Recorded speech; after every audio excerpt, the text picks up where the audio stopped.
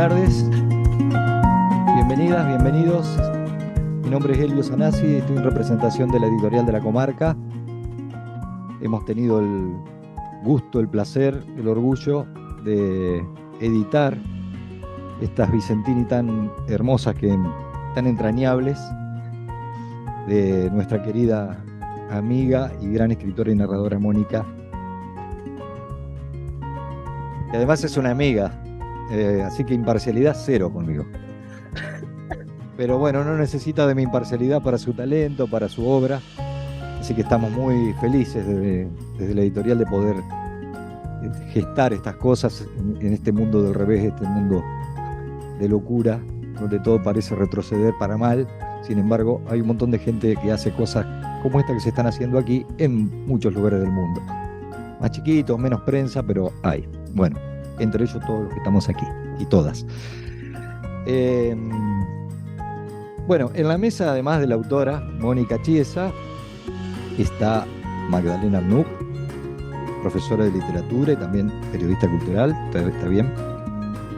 Y Serena Biancotti, antropóloga, lectora, amiga. También está, quiero agradecer antes de presentar a la gran señora que está allí, quiero agradecer a la gente de Sunchales, de la municipalidad de Sunchales, ¿no? Donde seguramente Emma Vicentini andará dando vuelta por esas plazas. Están viéndonos desde el Zoom Ariel Manning, coordinador de Cultura y Promoción Territorial, Ramiro González Echagüe, coordinador de Comunicación y Estrategia, en representación del señor Intendente Gonzalo Toselli de la Municipalidad de Sunchales, a quienes agradecemos muy especialmente. También quiero agradecer, por supuesto, a las dueñas y dueños de esta casa, a la Alianza Francesa, a María Concepción particularmente, que nos están dando todo este espacio y todo su corazón, así que muchísimas gracias.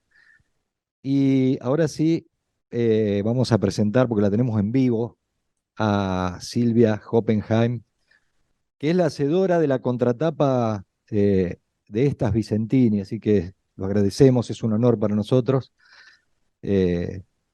Bueno, escritora, periodista cultural, no me atrevo a decir más cosas de todas cosas maravillosas que es Silvia.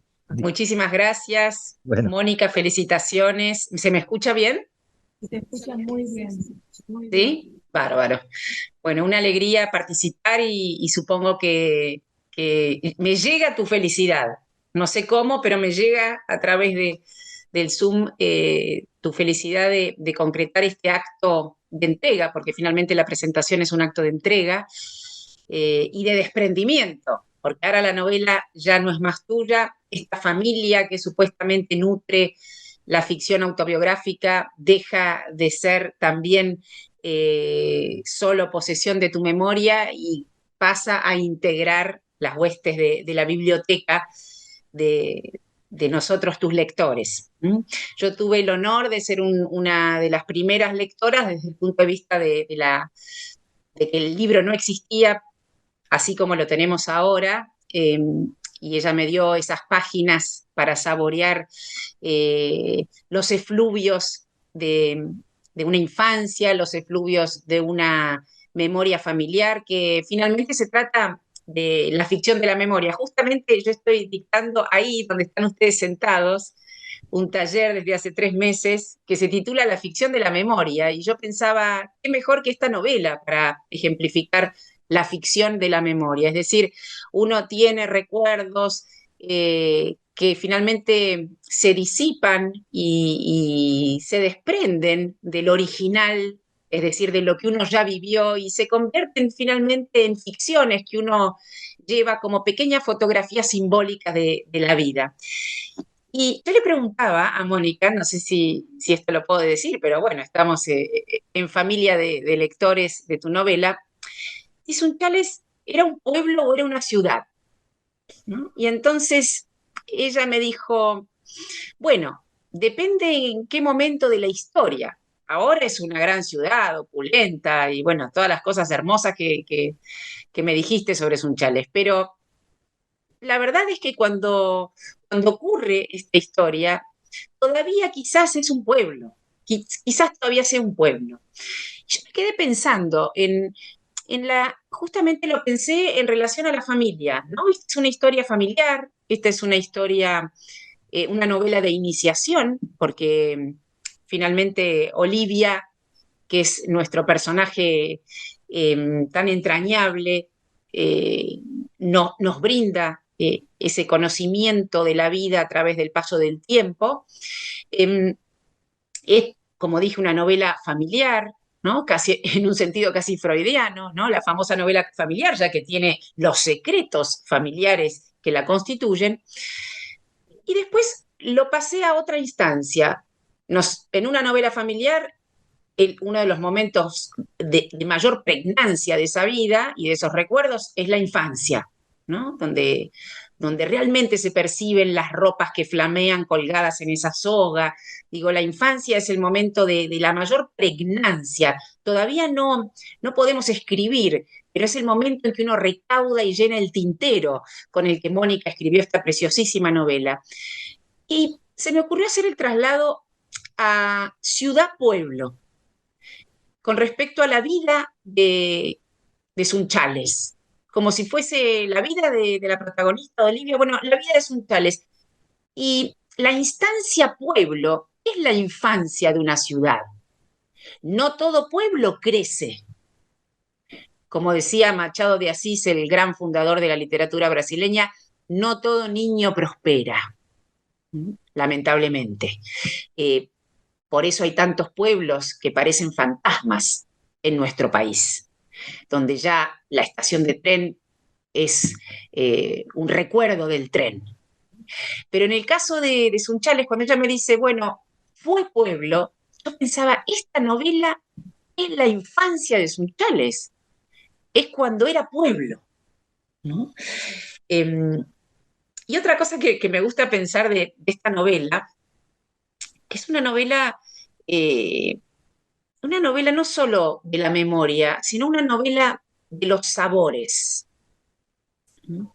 De los sabores en un sentido amplio, ya que estamos en esa preciosa biblioteca de la Alianza Francesa, por ahí anda un libro, eh, ahí los libros son como fantasmas que hablan, ¿no?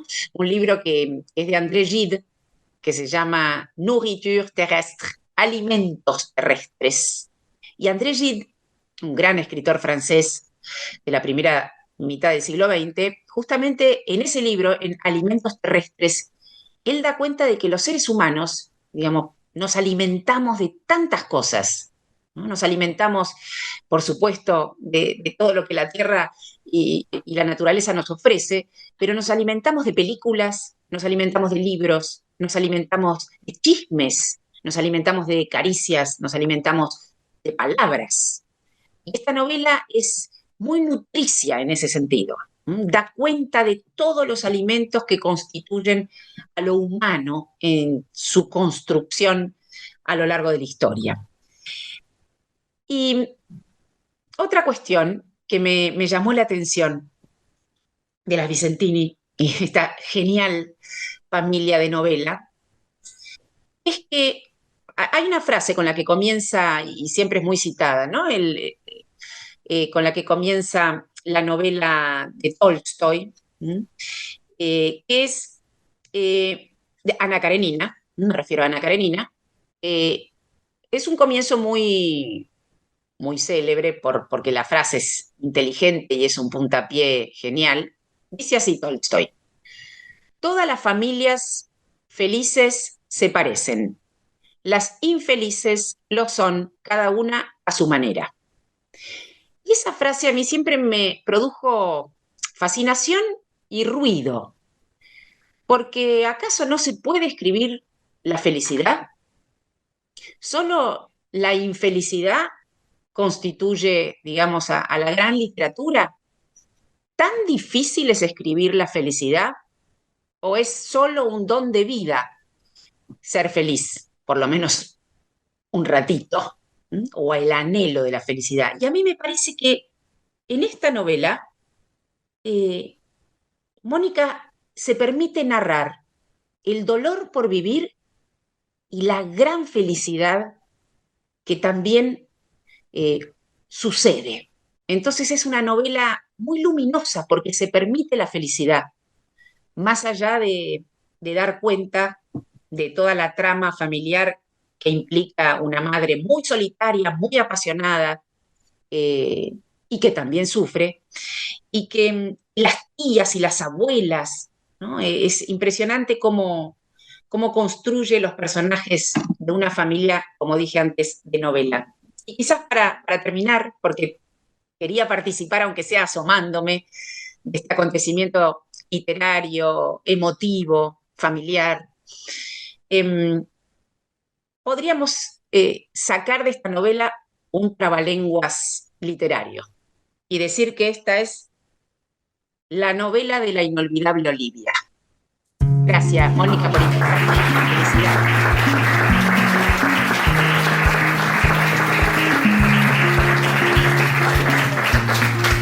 Muchas gracias. Muchas gracias, Silvia. Qué palabras. ¿Y ahora qué decimos? Yo quería decir que una tarde le llevé a Silvia el manuscrito. Eran las hojas, esas hojas de papel, ¿no? Anilladas, donde yo había anotado cosas al margen, Serena, había subrayado también detalles. Era la novela que se estaba escribiendo y le dije, Silvia, cuídamela, que es el único manuscrito que tengo. Y miren si no la cuidó.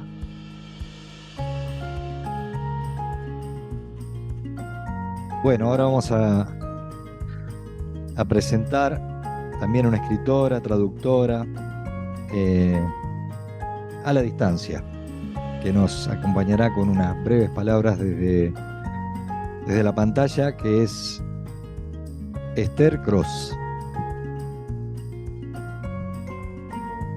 Unas pequeñas palabras porque la veo ahí y quiero decirles que Esther Cross fue la primer tutora aprendido de mi novela, o sea, los primeros capítulos, toda la primera etapa de creación fue en una casa con compañeros y compañeras escritores y escritoras, que hoy algunos están junto a mí y otros están a la distancia, y Esther fue mi primera maestra. Después mi segundo maestro fue Hugo Correa Luna, que estoy segura que está ahí en el cielo mirando en primera fila desde una nube. Gracias, Hugo, y gracias, Esther.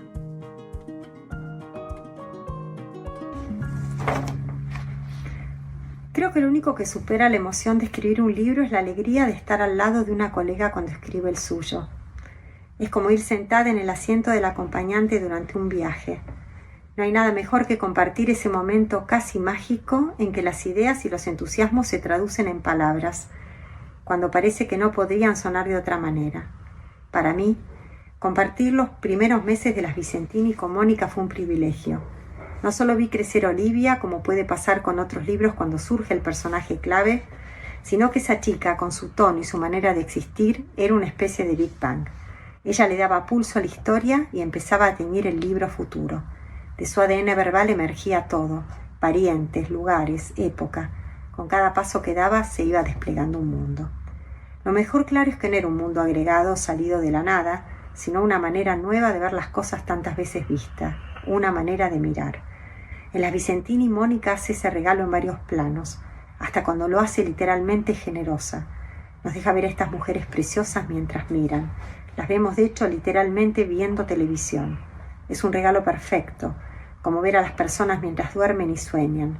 Las tenemos frente a la pantalla en el momento más solitario y más creativo, en ese estado entre inconsciencia y vigilia de ser espectadoras. Y solamente alguien que escribe, reportando desde el corazón de la historia que tiene entre las manos, puede hacer eso. Las vemos mirar los programas y películas que vimos o tantas veces escuchamos nombrar si no los vimos, y sus conclusiones son personalísimas. Leo esta novela y me acuerdo de lo que dijo James Salter. Cuando leemos, no vemos ni oímos nada y sin embargo nos parece que sí. Me acuerdo de esa frase de Salter porque en esta novela ese hechizo se multiplica. Vemos a Las Vicentini, vistas por Olivia, y vemos sus películas y sus series. En ese panorama hay tristeza y hay dolor inevitablemente, porque este libro habla, como esas series y películas, de la vida, pero es un dolor iluminado por una escritura llena de gracia y de humor. Todo brilla, pero cuánta oscuridad, subraya la madre de Olivia en El Gran Gatsby.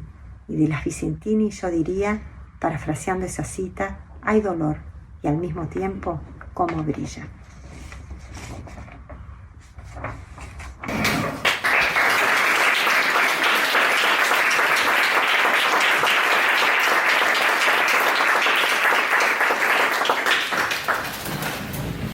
A mí me toca ahora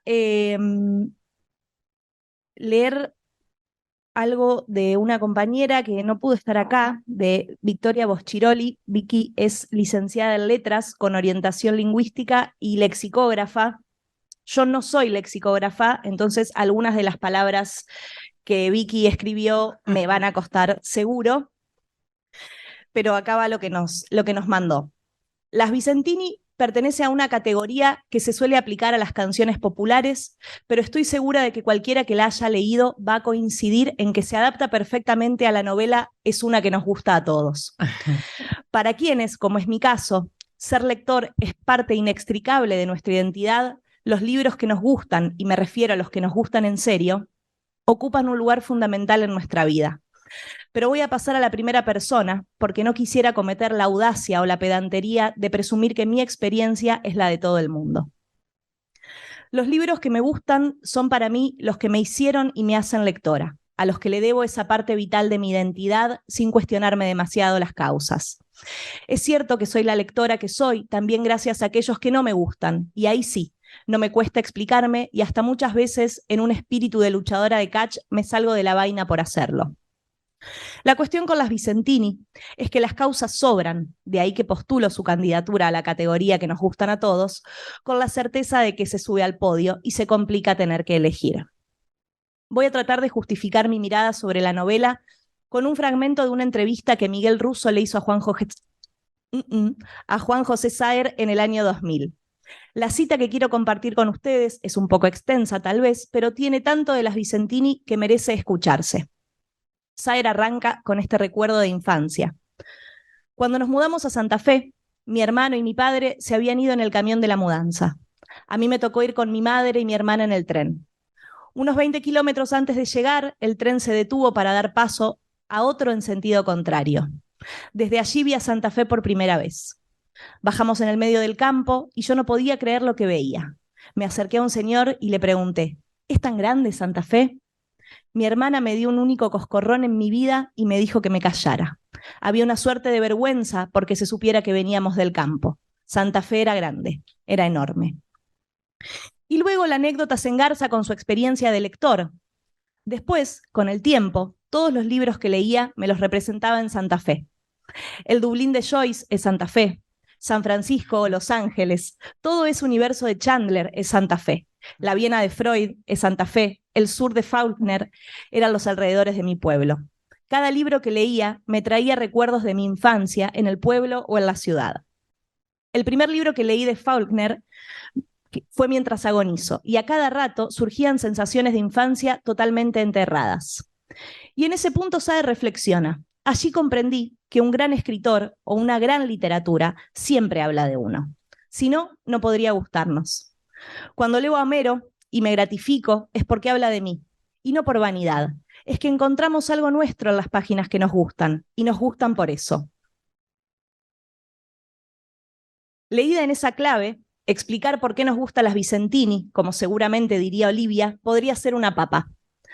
Encontramos mucho de nosotros en sus páginas, y digo encontrar en un sentido literal, porque quién sabe si sabíamos o nos acordábamos de que todo eso estaba. Entre tantas otras, cuánto hacía que nadie me decía qué esperanza. Pero voy a quedarme con dos modos en los que la novela habla de mí y muy probablemente de muchos de ustedes.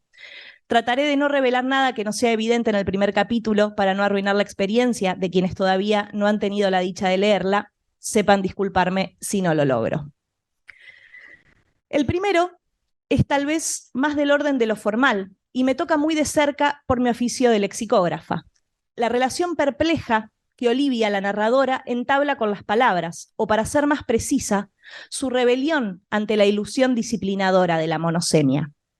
Silvia Oppenheim, quien nos estuvo charlando recién, acertada y bellamente alude a esto en la contratapa del libro cuando señala: Olivia descuelga las palabras, comprendiendo muy pronto que éstas no se definen por el diccionario, sino por lo que significan de la vida.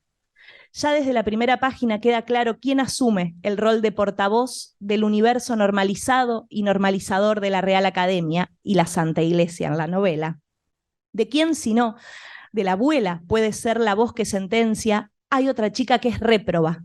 ¿Réproba es alguien que está condenado a las penas eternas?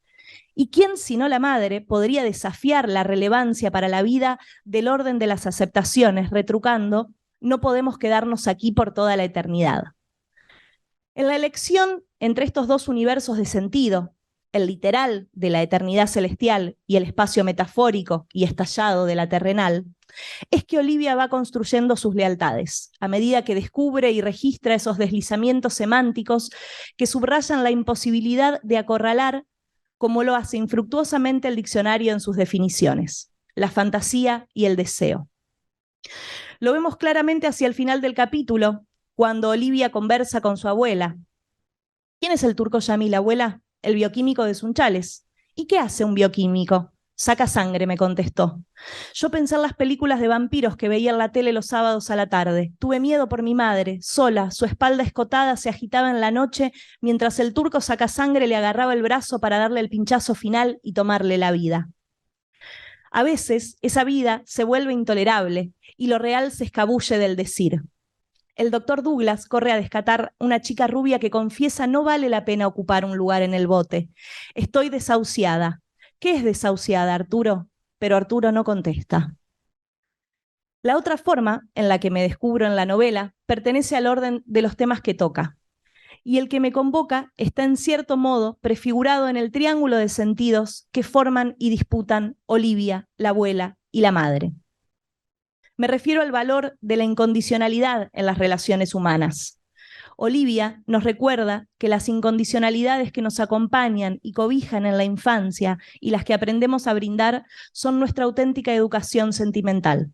Permítanme evocar otra obra de mi canon de lectora, La Eneida y su héroe, Eneas, que se me aparecía una y otra vez al leer las Vicentini. Acá no sé si tenemos chance de poner una fotito. ¿Querés, Magda, terminar? Bueno, ahora va a venir una fotito de fondo. Y esta obra se refiere. Que Vicky tenía en mente esta obra cuando escribió la siguiente parte. Ahí va. El epíteto con el que Virgilio viste a Eneas desde el comienzo del poema es pius, pío. Hago un paréntesis, lo escribo y me imagino todo lo que me diría Olivia, a quien supongo lectora de anteojitos, si escuchara lo de pío, otra que sentido desplazado. Eneas encarna la virtud de la piedad, valor central de la cultura romana, representada en esta estatuilla de terracota del siglo I a.C. En ella vemos a Eneas, como él mismo narra en el libro 2, que huye de Troya cargando a su padre Anquises sobre los hombros, con su hijito Lulo agarrado fuertemente de la mano y a la rastra. La imagen, tanto como el texto, como en una figurilla, siempre me impacta. Suceda lo que suceda, común será el peligro, común la salvación para ambos, le dice Eneas al querido padre. La figura representa un orden, una dinámica y una proporción en la piedad, y también una inevitabilidad. Es la lealtad filial la que contiene y sostiene a la familia, y no al revés. El deber, algo que los mandamientos judeo-cristianos confirman, es el deber filial, no el paternal. Los años harán que vayamos pasando de abajo hacia arriba, que alternativamente seamos Lulo, Eneas, Anquises, pero, y esto lo saben bien las Vicentini, es un orden de expectativas que contradice el de la fantasía de los hijos, sus deseos, sus necesidades. El orden a veces se altera, pero siempre avanza en hombros, siempre alguien avanza a rastras, siempre alguien lleva.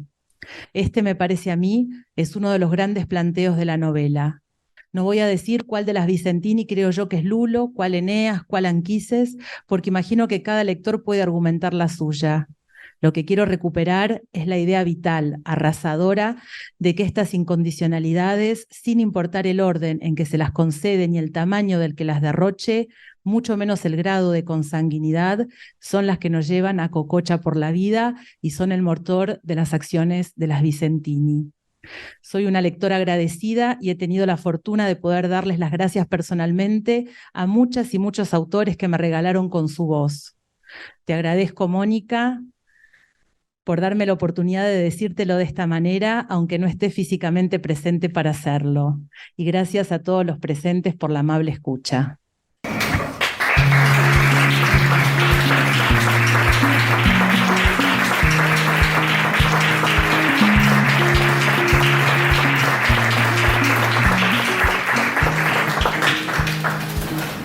Yo le pedí a Vicky que me escribiera algo desde su lugar de lectora. Bueno, fue mucho más que eso, porque escribió casi que un ensayo. Sí.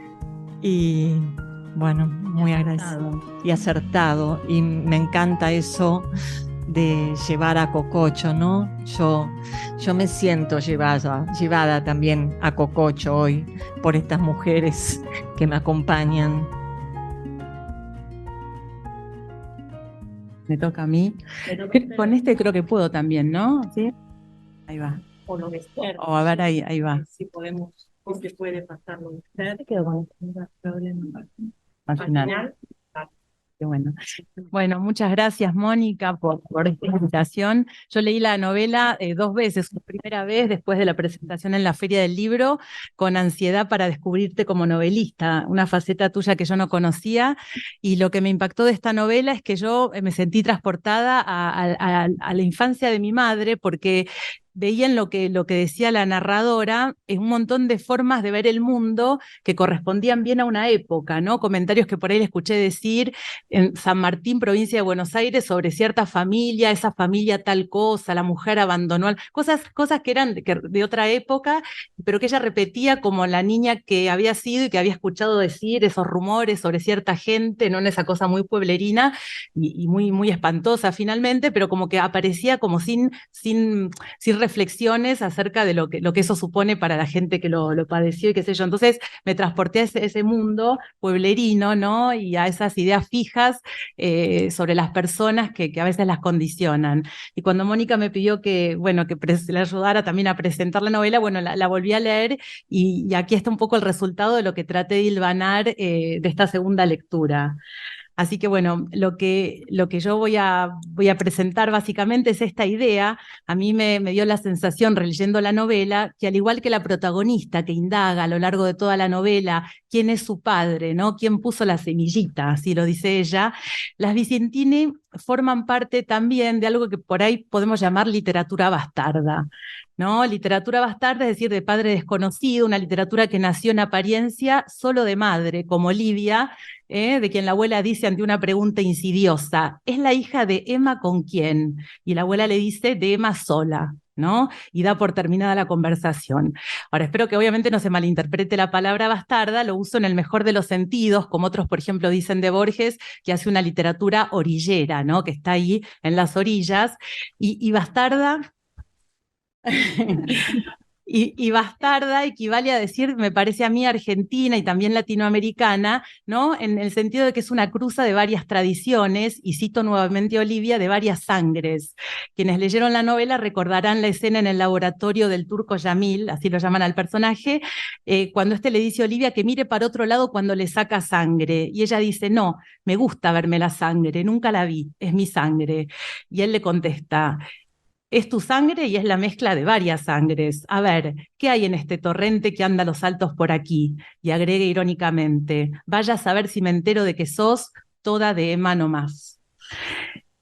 Si al leer la novela los lectores nos vamos preguntando quién es el padre de Olivia entre los hombres que aparecen en el pueblo, este bioquímico, el cura, el primo, algún picaflor que se nombra al pasar, propongo ahora que nos preguntemos quién es el padre de las Vicentini.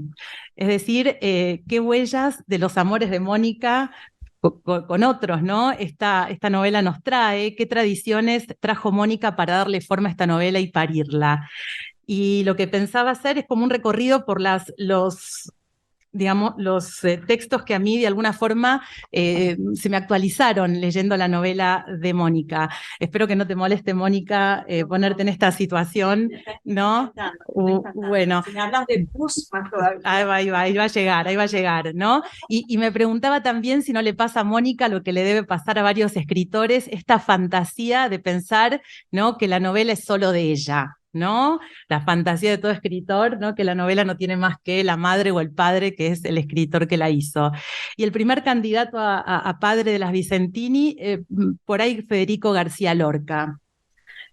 Hay como destellos de la casa de Bernarda Alba en este clan de mujeres, ¿no? En el secreto que las une y que las organiza, ¿no? Ellas saben algo que Olivia no sabe y que nunca van a decir, ¿no? En la vida de pueblo que mira y juzga, ¿no? Una de las tías va a decir, somos la vergüenza del pueblo. La religiosidad de la abuela también nos puede hacer pensar en esto. Pero por suerte hay algo muy humorístico y reparador en esta versión de Lorca, podemos pensar, ¿no? La muchacha díscola, ¿no?, que es la madre de la protagonista, a ella no la enclaustran ni la silencian, como en Lorca, sino que vive su sexualidad con la mayor de las libertades, se escapa cuando quiere y puede volver cuando quiere también a este mundo de mujeres que no la expulsa. Tampoco las tías viven el rigor de una matriarca con mano de hierro, como en Lorca, se casan, algunas se emborracha, y otro tanto le pasa a la abuela, de quien se narra un episodio subido de tono a través de la imagen de una panzada de granadas con el abuelo, ya muerto cuando comienza la novela. Tampoco estamos en una casa tapiada cuya vida se organiza detrás de un muro. La casa de la abuela donde vive la protagonista tiene patios, jardines, higueras, granadas, tiene luz y es abierta. El segundo candidato podría ser Manuel Puig, ¿no? Los guiños a su literatura son numerosos, hay referencias a la cultura de masa, a los programas de televisión que ellas van viendo y que le da título a los capítulos, Titanes en el Rin, El amor tiene cara de mujer, Valle de Pasiones, buenas tardes, mucho gusto, Odol pregunta, etc.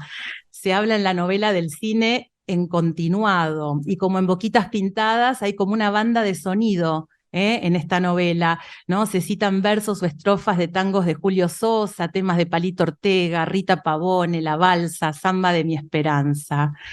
También se narra el pulso de la vida pueblerina de Sunchales, con sus personajes típicos, la peluquera, la modista, el cura, el viudo rico, el entrenador del equipo de básquet, ¿no? De básquet, después que se acuesta con las jugadoras, la llegada de algún circo, que en este caso es Titanes en el Rin, etcétera, ¿no? Y los personajes juegan a la canasta, se ponen ruleros, toman mate al lado de la mesita de costura, bueno, en fin, los rumores, todo eso, ¿no? Y también me parece de Manuel Puig esa literatura hecha desde la oralidad, ¿no? Es una literatura muy oral, ¿no? Ella va contando con su lenguaje de niña todo lo que ve y todo lo que escucha.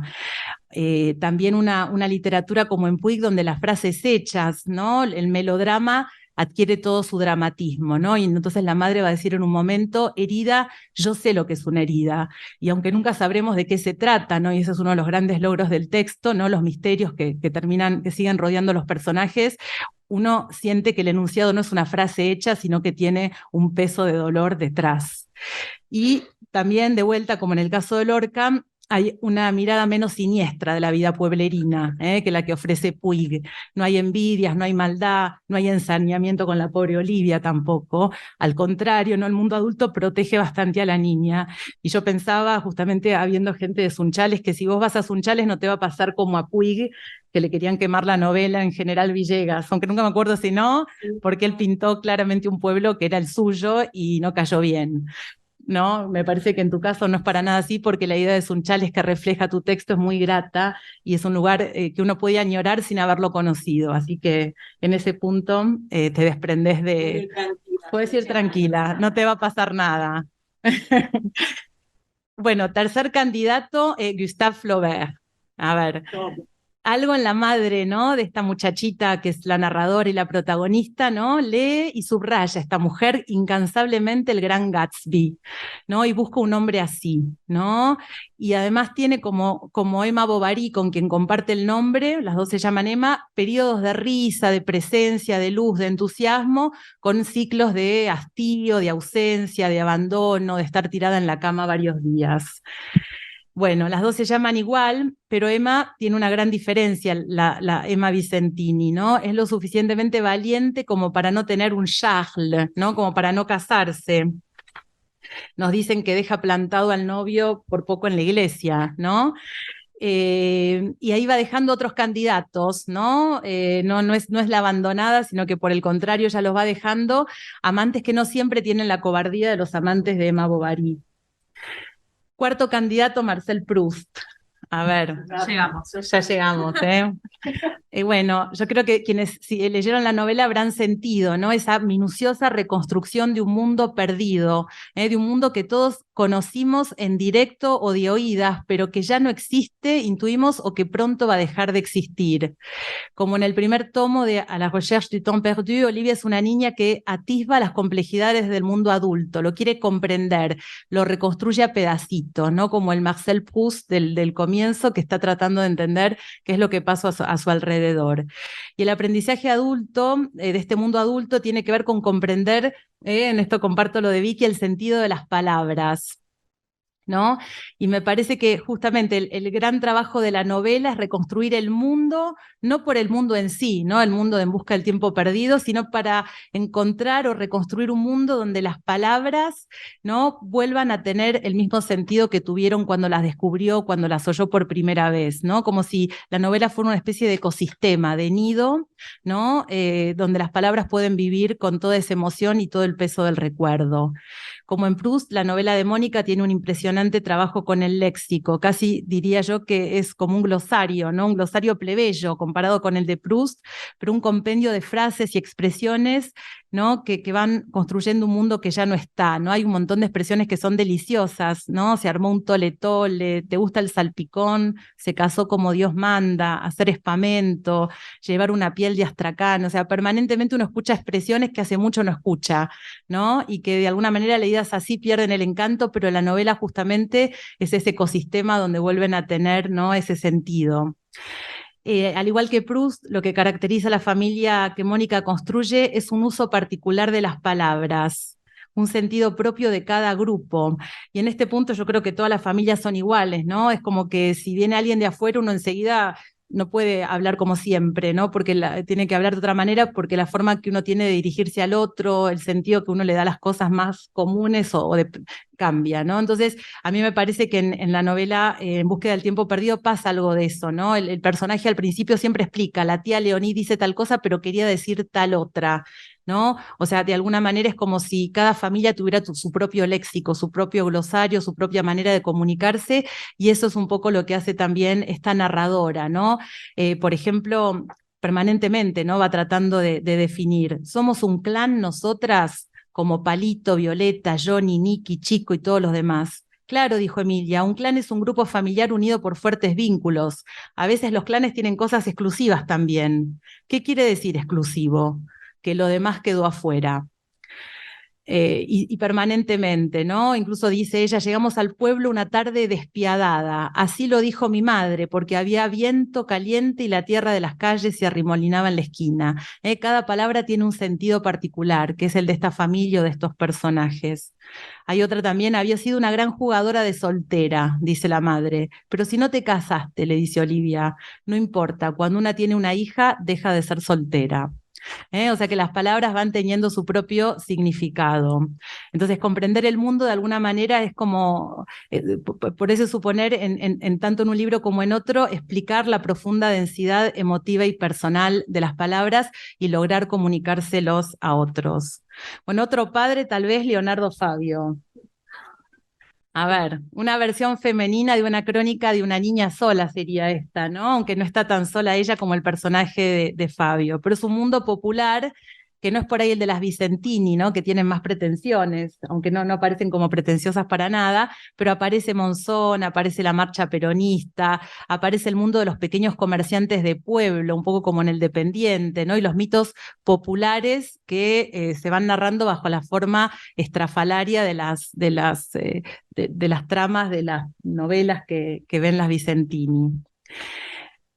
Otro padre podría ser Laura Alcoba, pensé, que sé que a Mónica le gusta mucho, ¿no? por ahí estos relatos contados desde la incomprensión de la niña, ¿no? Una niña que ve y trata de comprender un mundo que le es un poco esquivo, ¿no? Una niña que también está rodeada de adultos, como Laura Alcoba, por ejemplo, en La Casa de los Conejos, adultos que están en su mundo y en su propia locura, y que no siempre advierten su presencia, que no siempre la consideran, ¿no?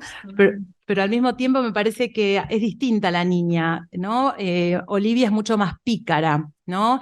La novela tampoco hay ni violencia política, ni héroes, ni mártires, y a su vez Olivia es un personaje tal vez mucho más entrañable, ¿no? Porque por esa fragilidad que tiene y que uno advierte, ¿no? Y también, de alguna manera, está esto que tiene ella, que no se calla, pregunta, ¿no? La otra niña me parece que era mucho más temerosa, ¿no? De molestar a los adultos, de interrumpir, ¿no? Me parece que Olivia es distinta. Bueno, en fin, no se sabe quién es el padre de las Vicentini, ¿no?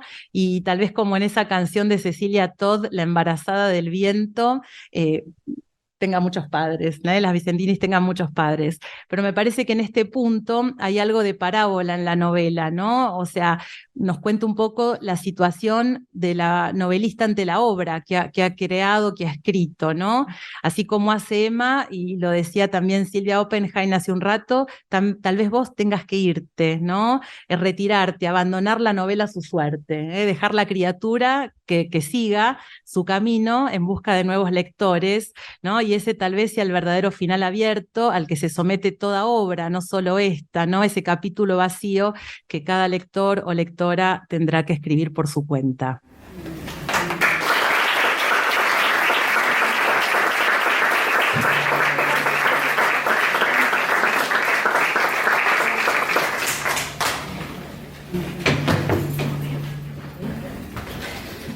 Qué suerte que tengo de hablar al final, porque es bien interesante y hermoso y distinto lo que recupera cada una, donde cada una puso el foco. Silvia, Magda, bueno, vamos a ver lo de Esther. Ponemos el foco en cosas diferentes y sin embargo hay algunas otras que es como si hubiéramos charlado antes acerca de lo que conversamos. Yo voy a arrancar con una cita que dice Silvia Oppenheim en la contratapa, que es que Las Vicentini es una historia familiar que puede convertirse en el retrato de una época, y no solo una época. Son los 60s, son los 70s en un pueblo en la provincia de Santa Fe, y los 60s y los 70s no fueron los mismos en los pueblos y en las grandes ciudades, en la capital, que en las provincias. Y este creo que es el primer choque de muchos choques que nos vamos a encontrar a lo largo de la novela. Cómo se vive y qué se espera de las mujeres en los pueblos y en las ciudades no es lo mismo. Las costumbres, las rutinas, los modos, los deber ser, la política, los vínculos, la familia, no son los mismos en los pueblos y en las grandes ciudades. Y después, Eva Maraboto, periodista de la agencia Telam, hizo un muy chiquitito resumen de la novela diciendo que la autora toma posición contra los mandatos de la maternidad y pone en foco a una familia de mujeres que se apoyan y se protegen desde la óptica de una niña. Y algo que también mencionaban en esta nota de la agencia Telam es que esta novela fue escrita bastante tiempo antes de la consolidación de la cuarta ola del movimiento feminista o del movimiento Ni Una Menos. Y sin embargo, yo creo que un poco de una manera accidental, recupera muchas de las preguntas y de las contradicciones que este movimiento impulsa y reivindica. La novela habla de la maternidad, habla del deseo, de las buenas y malas madres, del rol de la mujer en la familia y en la sociedad, de los mandatos sociales, de los estereotipos de género y familiares, de la política de una época.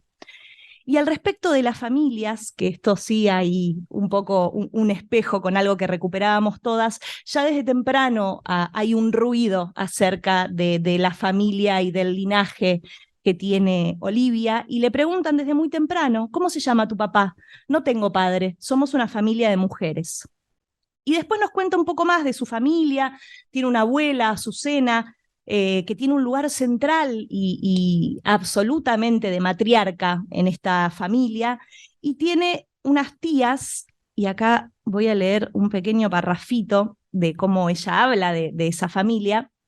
Mis tías eran tres: Evangelina, Emilia y Eleonora. Las tres tenían maridos, se habían casado como Dios manda, así decía mi abuela. Habían noviado durante años y habían entrado a la iglesia con vestidos blancos y colas larguísimas. Se habían ido de luna de miel a las sierras de Córdoba y tenían un futuro venturoso por delante. Y esto creo que es un poco lo que nos va marcando el pulso de ese retrato de época, como decía Silvia. Esto es lo que se esperaba de las mujeres y de las familias en los 70s en este pueblo, y lo que se espera un poco de las mujeres ahora todavía también. Noviar un tiempo, por supuesto con un varón, casarse rápido y para siempre, formar una familia, tener hijos y de esa manera acceder a ese porvenir venturoso del que tanto nos hablaron. Pero en la historia de Olivia y de Emma y de Azucena y de estas tías pasan otras cosas, se suceden otros modos de ser y de estar y de pasar el tiempo y la vida. A Emma, esta madre, hay algo de este pacto tácito de obediencia y de mandato de la maternidad que no le cierra, que no puede, que la atraviesa, y esto no se condice para nada con lo que tiene que ser una mujer y una madre, ni en ese momento, ni ahora probablemente tampoco. Y esto como lectora molesta profundamente, incomoda, pincha. El personaje de Emma muchas veces molesta. Y Olivia, hija de muchas mujeres que un poco a fuerza de obligación y división social del trabajo, discuten con su propia existencia y con sus modos de ser, no claro, sin contradicciones, sin peleas, sin disputas, sin tensiones, pero discuten un poco con su existir todos esos mandatos y esos modos y esos estereotipos de la época. Y hay una abuela que trata un poco de sostener ese mundo que aprendió que tenía que existir, con sus mandatos, con sus normas, con sus modos. Una abuela que un poco opone resistencia y reniega, pero que también abraza y acoge y repara. Y en esta línea de criar de a muchas, me parece que esta idea, este refrán, esta cosa de que madre hay una sola, está completamente trastocada en esta novela. Porque hace 60 años no hablábamos de maternaje, pero es como se cría en esta novela. Las madres son múltiples, porque madre es esa abuela, madre son esas tías, madre es esa mujer que parió. Y aún así, y acá voy a retomar algo que dijo Silvia al principio en cuanto a algo del ruido y de la fascinación con encontrarse ciertas cosas, a mí me pasa que me encontré en un momento con esta frase que dice: estábamos todas y estábamos solas.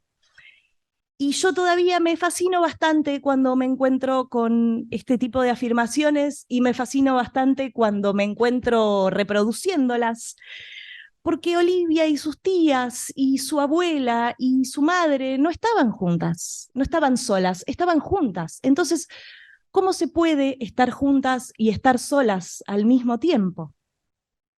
Y es que así un poco funcionan los mandatos, como sentencias absolutas que asumimos como verdades. Y si no hay un hombre, estamos solas. Y en esta historia, aparte de las Vicentini, creo que las otras grandes protagonistas son las contradicciones, las dicotomías, porque el tiempo en esta novela transcurre en un vaivén contradictorio entre los mandatos, entre las buenas y malas madres, entre la vida del pueblo versus la vida de la ciudad, la política, el peronismo, el antiperonismo, el deseo, el deber ser, la modernidad y la tradición. Y en este núcleo familiar de Emma y de Olivia, que se va ampliando cada vez más en una crianza colectiva, discutiendo un poco esta idea de la familia nuclear, monogámica, mujer, varón, hija, una crianza muy de tribu, muy de clan, de un montón de familias que estaban ahí y que existían, pero que existían en el under, que existían un poco en el closet o a contramano de la filosofía de una época. Y en medio de todo esto, esta niña, esta Olivia, que trata de entender y de descifrar este mundo y sus contradicciones, que hace y se hace preguntas sobre lo inexplicable de la vida. Y acá me apareció también esto de por qué esperamos todas las respuestas de las madres, ¿no? Como siempre, siempre las preguntas. Y Olivia, que desde muy temprano nos dice, yo ya estaba empezando a entender que no había respuestas sobre mi madre. Y hay algo de lo picaresco también, como decía Magda recién, de la frescura, porque esta novela no es un manifiesto feminista, ni una novela que fue pensada en esa tesitura, y que leída a través de los ojos y de la picardía y de la frescura de una niña, fluye todo. Y Olivia tiene estas salidas, en un momento la abuela le dice, ¿estás yendo a catecismo?, me preguntó mi abuela apenas bajó del tren. Jamás había oído hablar de eso en mi casa, y le contesté que iba a guitarra, pero ahora me gusta Rita Pavone. Y esta cosa de bárbaro, viejo, contéstame lo que quieras, que tiene la niñez y esas salidas que están realmente hermosamente logradas. Para mí Las Vicentini es un libro que sin quererlo tiene una perspectiva muy rupturista acerca de la maternidad y que así sin quererlo también nos pone incómodas como lectoras, porque de cierto modo pone en evidencia algo de esta trama de desigualdad en la que vivimos las mujeres y encima lo hace justo acerca de la maternidad. Las Vicentini nos hablan de que no hay una sola manera de ser familia, de ser mujer, de ser madre y de criar en este mundo. Nos hablan de una mujer madre que no es de nadie, que no tiene razones, huidiza, conflictuada, plagada de contradicciones. Todos atributos que no son normalmente asociados a las mujeres, a lo femenino. Sí, las tareas de cuidado, la emocionalidad, la protección de las niñeces, eso siempre asociado a lo femenino. Entonces, cuando algo de esto se trastoca, es un escándalo. Y justamente esa escandalización fue la que me hizo preguntarme sobre mi propia incomodidad. ¿Por qué esta familia me ponía tan incómoda? ¿Por qué esa madre me ponía tan incómoda? Y creo que sucede esto acerca del espejo y qué buscamos en lo que leemos y lo que traía Vicky también. Y no quiero spoilearles, pero hay muchas cosas de las que suceden en esta novela que si hubieran sucedido a la inversa, créanme, nadie se hacía estas preguntas.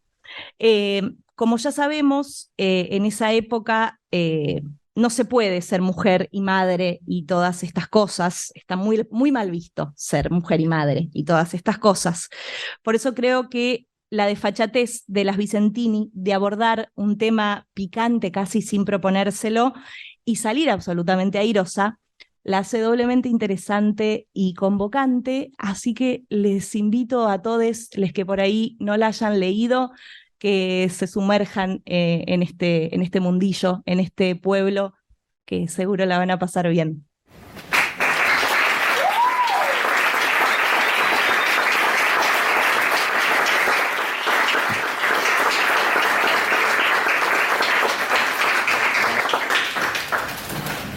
Yo creo que este es un micrófono que anda, ¿no?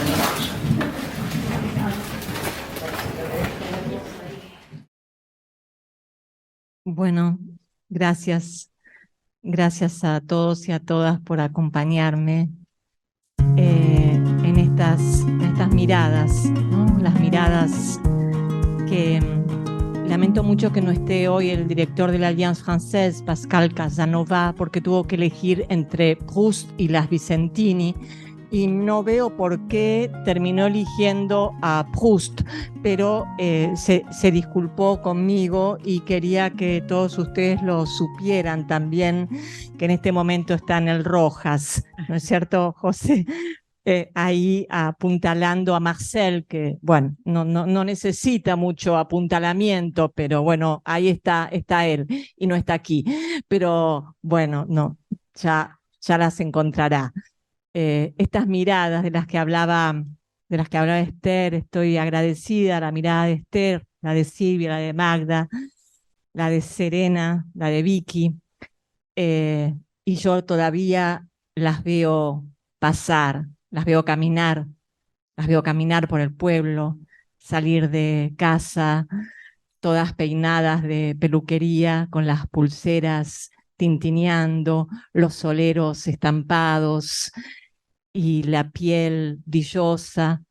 Ellas van caminando y en el pueblo las ventanas se abren para verlas pasar, caminan por la calle, pasan por el snack que es ese lugar donde se toma cerveza de mañana, de tarde y de noche y se come el maní y se tira la cascarita al piso y alguien que está sentado en la mesa le grita: Azucena, ¿te queda alguna Vicentini para mí? Y en eso Emma se enfurece, cruza la avenida, agarra el vaso de cerveza, un liso, se dice en Sunchales, el liso, el vaso de cerveza y se lo tira en la cabeza al entrenador, vuelve a cruzar, las Vicentini se relojean así entre ellas y Azucena le pregunta: Emma, ¿estás chiflada? Y siguen caminando y pasan delante de la tienda Excelsior, donde trabajaba Emma Vicentini cuando era joven, y donde hubo un accidente, el dueño de la tienda, tratando de limpiar la X del cartel, se cayó y murió de un soponcio. Un soponcio, ¿qué será?, se pregunta Olivia. Es eso que tuvo el abuelo un día en el baño, que se cayó porque no se tiene que usar el agua muy caliente para la ducha, ya saben, produce esos soponcios. Siguen caminando las Vicentini por esa avenida principal y llegan a Casa Bonaudi, a la casa del fotógrafo, el fotógrafo del pueblo, que las está esperando para hacer un retrato. Y Azucena lo mira: Enio, en este salón vos no tenías la cocina antes. Y es el salón donde Enio hace sus fotos. Y ahí en la mesa está una foto, retrato de aquel novio que no pudo ser porque se electrocutó con una aspiradora limpiando el interior del coche, pero era oriundo de Santa Fe, de Sunchales. Y está esa foto que una de las Vicentinis mira con dolor, porque sabe que aquello ya no fue y ya no será. Y el fotógrafo, bueno, la sienta en une chaise longue. Agrandado este Enio, es un agrandado, habla francés.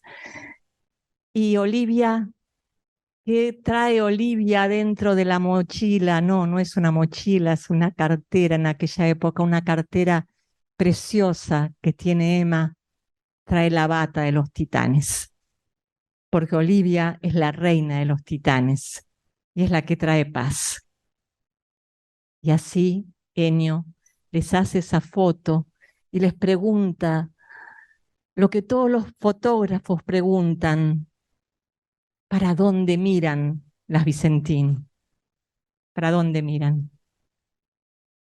¿Qué les vemos a estas muchachas tan hermosas, tan tintineantes, tan bastardas, tan desafiantes?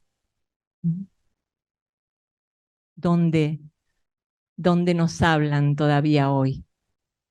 Y ahí Enio, mientras ellas miran, cada una para su lado, pero Emma mira sobre todo los tejados, porque Emma siempre está esperando cuando se puede fugar. Enio hace clic. Y yo también, junto a ustedes, esta noche hago clic. Y aquí los llevo y las llevo a todas y todos y agradezco con toda mi alma esta casa y haber tenido la dicha de compartir esta novela en capítulos como si fuera una serie de televisión junto a mis compañeros que todas las semanas la esperaban como quien prende la tele, ¿eh? Por suerte no se cortaba la luz. Gracias.